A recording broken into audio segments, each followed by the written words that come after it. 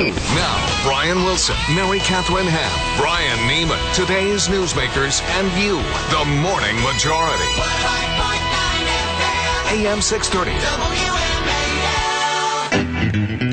7:07 on the Morning Majority. Brian Wilson, Brian Neiman, Mary Catherine Ham. I'm not Brian. No. I'm Mary Catherine Ham. That would have been breaking news this morning. Three Brians would be too much. Too many.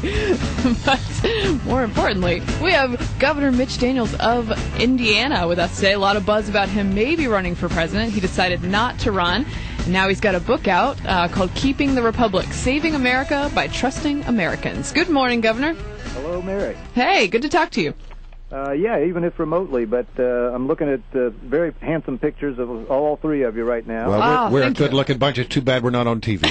Well, some of us are. Airbrushing is a wonderful technique. Hey. That's natural beauty, Governor. So, Governor, I wanted to ask you, it's been noted about your book that you bring up Mr. Ponzi in speaking about Social Security.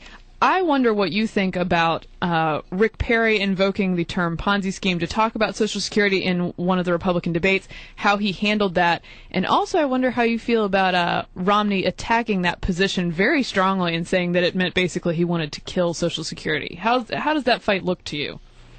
First of all, it was interesting. I did use the analogy in the book, and then after Governor Perry got all that flack, there was some good journalism quickly. It showed me what a trite device it was on my part, how very unoriginal. It's been said, the very same thing's been said by people across the political spectrum for 40 or 50 years. I mean, it is, as far as it goes, it's an accurate description of a system which misleads people, as we actually did for a long time, to believe they were investing in their own future. They're really paying for somebody else's money, retirement today as the money goes out the back door.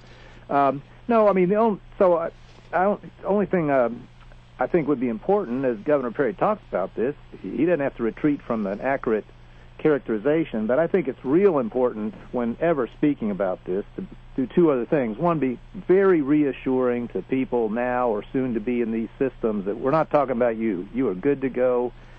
A deal is a deal.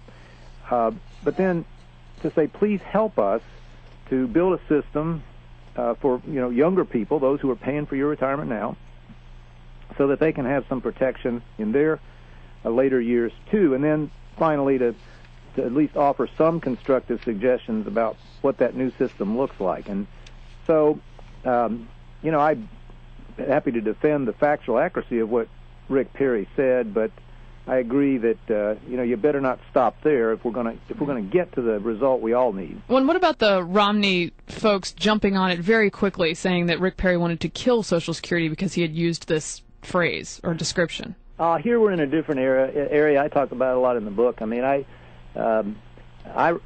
believe not merely as a matter of the civility we all yearn for, but just as a matter of effectiveness, the thing that matters most, I think, in public life, actually getting results. I wish everybody on our side and both sides, frankly, would stand down from some of this stuff. I mean, I think these fellas, and the other candidates, ought to posit that they're all good people and that their intentions are right, and stop beating on each other quite as they are. What you say that means testing is possibly a way we could go to save Social Security. I'm curious, how would we go about determining means testing? I mean, how would it work? We do it everywhere else, Brian. In all our programs, other safety net programs are not available to the richest Americans. So the first thing to say is it's not enough by itself, but it's certainly the one thing you ought to start with. It's entirely just. I mentioned in the book there's a term in the literature about Social Security, the noble lie. And what they're talking about is the misleading people, once again, to believe they were paying for themselves. And it also incorporates the idea that you put everybody in there. And when you ask the proponents why, they always said, well, if we don't have everybody in there politically, the program won't have enough support. Well, that's no reason. When we don't have enough money, that's no reason to continue sending the wealthiest people pension checks and picking up all their medical bills. It seems to me that would get a lot of support from Democrats because, as we've seen with the president, he always wants to tax the rich even more.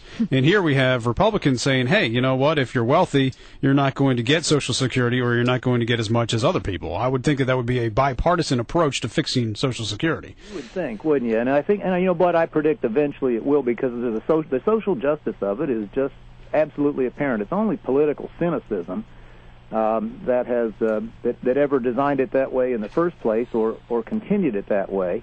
So I think it will eventually have to go.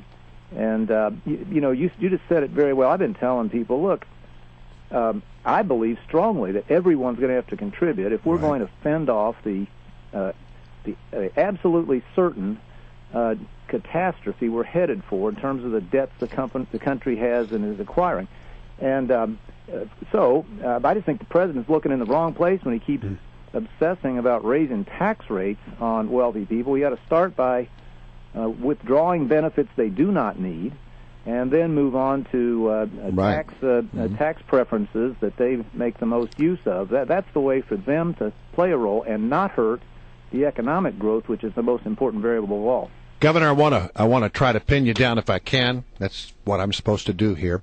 Who are you going to vote for? Who are you going to vote for? Who are you going to support in this coming election? Have you toned down your level of support to anybody yet? I'll give you a direct and honest answer. I haven't got a clue yet. Well, who do you like? Well, I like the front runner, so to speak, in our field, and I'll tell you, this is not a dodge. This is my actual position. That I think there are several that have the character and skill set to be a good president. I'm going to support our nominee regardless, because I think a change of policy is desperately necessary.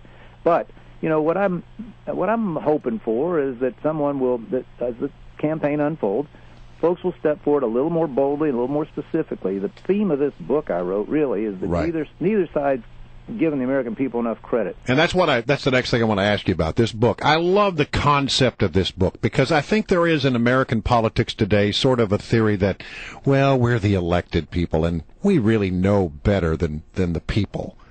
Do you find that you have to fight that perception in politics a lot? Well, I find that you have to debate a lot with people who believe that. I give them credit for their sincerity. The term I use in this book is our benevolent betters. They as they see it, their hearts are in the right place, but they believe, as you just said, that life's just too complicated for these poor benighted Americans. We have to protect them and mother over them. And now I don't want to exonerate, though, folks on the other side, and they in a way sell the American people short too by I think overemphasizing how many are dependent now on government, and that fewer and fewer are paying taxes. These things are true, but I'm obstinate about believing that there's still a very strong thread of self-determination and dignity in the core of the American character, and we ought to approach Americans on that assumption. And I predict they'll surprise those who doubt. All right, Governor Daniels, great to have you on the show. The book is called Keeping the Republic, Saving America by Trusting Americans. Mitch Daniels, thanks.